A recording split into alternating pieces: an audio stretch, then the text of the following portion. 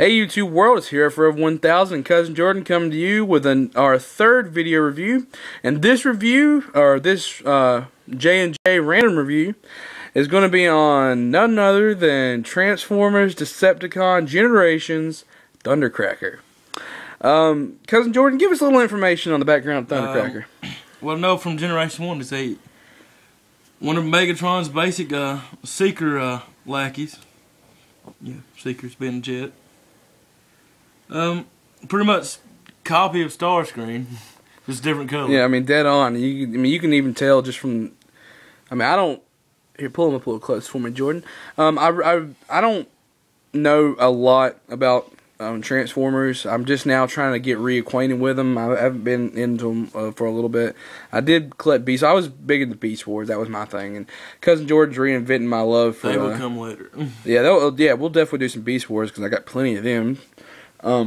But he's given, and since there's all this stuff's going around with Transformers, we figured, well, why not? And Cousin Jordan's just kind of reinventing my love for him. But yeah, I mean, even I, not knowing as much about him, I can clearly see that this is a very distinctive painted copy of Starscream.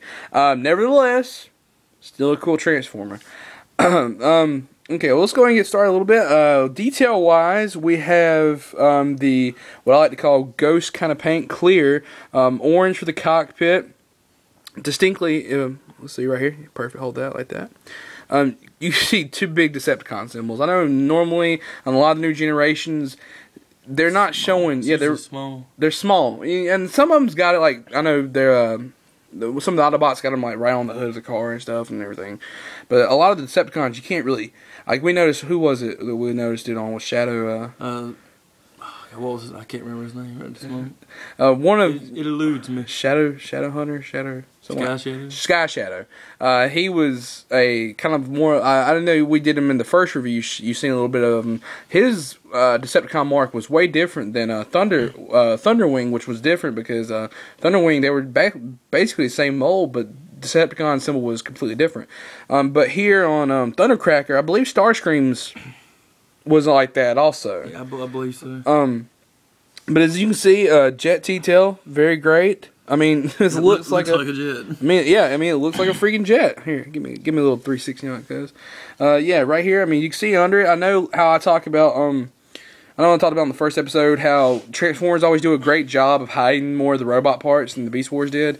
Beast Wars, like Cheetor, the G1 Cheetor, you can pretty much say, hey, it's a robot. You can't tell. Oh yeah, underneath it. I mean, you could see bits and pieces, but it's nothing huge. And you can see even, I know one guy did a review and said, hey, there's no landing gear on here. There is landing gear. As you can clearly see on Thundercracker, you've got to fold them out right here, but there's these little wheels. They don't turn. They look like they turn, but they don't. They don't. But they're landing gear. No, it's not, probably not the best landing gear, but you got to remember, for a 1980 classic, yeah, you couldn't ask for much. I mean, I know the generations you would think, well, they would change that up. No, they're trying to keep it exactly the same. You change it up, it's not a generation. They still work. They still work. All right, so let's get on to the review of the transformation. Cousin Jordan, will you please do the honors? As you can clearly see, what he's doing right now, he is pulling down the chest area, pushing back the head, bringing it down in order so we can see Starscream's head revealing right there. Pull it back right there, do a second notch, turn around. Also pull out his hands. Oh yeah, pull out his hands. Might have to push the wings back some. Push the wings back a little bit, yeah. Sorry we can't get a little bit of a closer view, folks. It's just my battery was dying on my iPod, so I'm having to recharge it while we're doing this. Okay. Okay, so we took the two side missiles off, laying down, they'll become his guns later. He's piecing back the arms and pulling the hands out. Okay. And then pushes in here. He pushes the head down so he can become Starscream and get his head and like chest piece. I'm sorry. He does look so much like him. Yeah, like I said, he looks just like, I'm sorry, Thundercracker. Okay. My bad. Perhaps a third mode. Perhaps. Third mode. No, we're not done yet. No, we're not done yet. Cousin Jordan just likes third modes. He's a mermaid. Indeed. But you pull his legs straight down. twist the side panels to get his feet. They peg in pretty good. They peg in. I mean, everything on here pretty much pegs in. Then you take the wings. Really good. Yeah, you take the wings, rotate them 180. I don't know if you can see that very good. Right Is that 180? No, that's not 180. That's 90 degrees. That's 1,000 degrees. That's 1,000 degrees.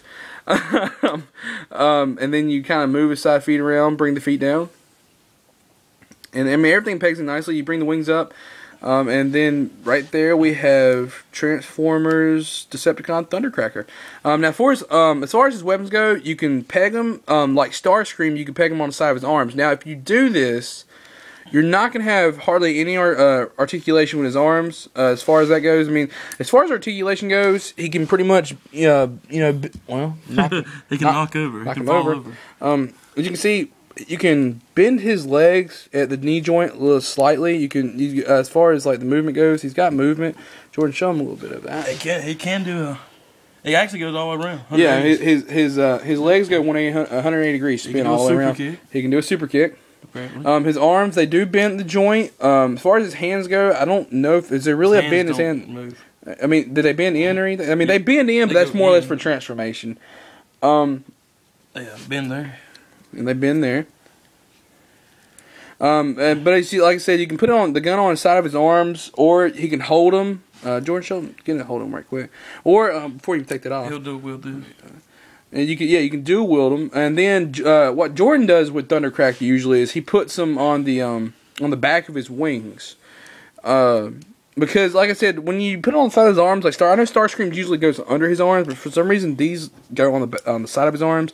Not really sure why the Generations did that, but I guess it just kind of fit a little bit better with their articulation skills. But Cousin Jordan, he likes to put the guns in the back, which I think looks really cool. Because, I mean, he looks like he can just reach behind him, pull the gun out, and just shoot the crap out of somebody. But get him a little bit closer right here, Jordan. But as you can see, great detailing. As far as the face and everything goes, you can really get a good sense of it and everything. The paint job is incredible. I mean, great one to pick up, especially if you don't have Starscream's not left, right, Jordan? Yes, indeed. Starscream. Yeah, if you want Starscream, you might want to go on eBay because, as he's found out, you cannot find this one hardly. Pay your $70. I wouldn't go that far, but Thundercracker nevertheless is a great substitute. Anyways, I mean, pretty much like I said, Starscream, just a different paint job. But this has been Hero Fred 1000 Cousin Jordan with another J&J Random Review signing off. Y'all have a great night.